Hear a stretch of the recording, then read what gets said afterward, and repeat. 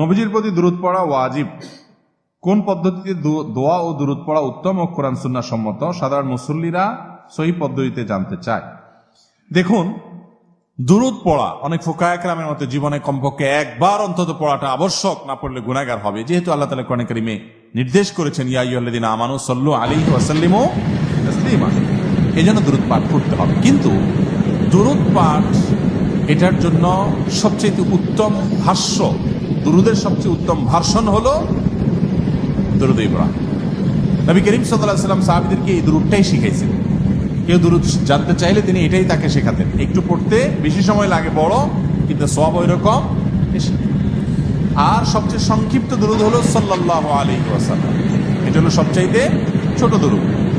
এই দুইটা ছাড়া আর বাকি আপনি আপনার যে কোনো ভাষায় নবী করিম সাল্লাল্লাহু আলাইহি ওয়াসাল্লামের জন্য যদি দোয়া করেন, আল্লাহ আপনি আপনার রাসূলের প্রতি শান্তি বর্ষণ করেন, তার প্রতি আপনি অনুগ্রহ নাযিল করেন, তাহলে এটাও দুরূদ হিসাবে গণ্য হবে।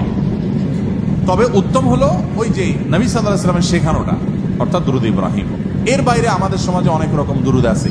দুরূদে নারিয়া আছে, দুরূদে তুনাজ্জিনা আছে, দুরূদে লাকি, দুরূদে হাজারি, দুরূদে কেন বান্ধো এই দুরূদগুলোর কোনটাই নবী করিম সাল্লাল্লাহু আলাইহি ওয়াসাল্লামের হাদিস দ্বারা প্রমাণিত।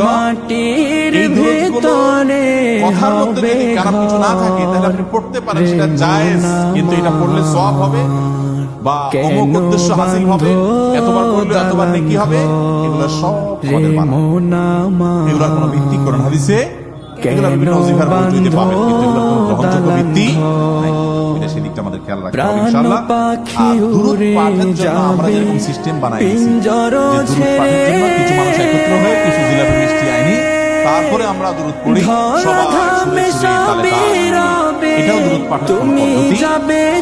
কারণ আমরা নামাজের মধ্যে দুরূদ পড়ি না, সেই দুরূদ পাঠের সঙ্গে আমরা সবাই জোগাড় দিয়ে একসাথে পড়ি, মিছিল করে করে পড়ি, দলে দলে পড়ি, কি করি, যার যারটা শেষে পড়ি। ঠিক একইভাবে নামাজের বাইরেও পড়বেন। নবী করিম সাল্লাল্লাহু আলাইহি ওয়াসাল্লাম কিংবা তার সাহাবীদের কেউই কিন্তু দলে দলে একসাথে হয়ে সবাই মিলে দুরূদ পড়ছেন।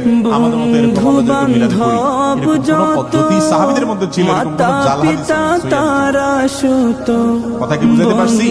অতএব দুরূদ পাঠের জন্য লোকজন ডেকে এনে এরকম মিলাদ মাহফিল করা শিক্ষা ইসলাম আমাদেরকে দেয় না। আমরা নবী করিম সাল্লাল্লাহু আলাইহি ওয়াসাল্লামের আলোচনার জন্য একত্র হতে পারি, সেটা ঠিক আছে, কিন্তু দুরূদের জন্য একত্র হওয়ার দরকার নাই। যার যারটা শেষে পড়বে, আবার সেটার জন্য নির্দিষ্ট ফরম্যাট ঠিক করে দুরূদ পড়তে পড়তে আবার হঠাৎ দাঁড়ায় যাওয়া, নবী আয়েশা গেছেন মনে করা, এগুলো সবগুলো আমাদের বানানো। আল্লাহ আমাদেরকে বুঝার তৌফিক দান করুন।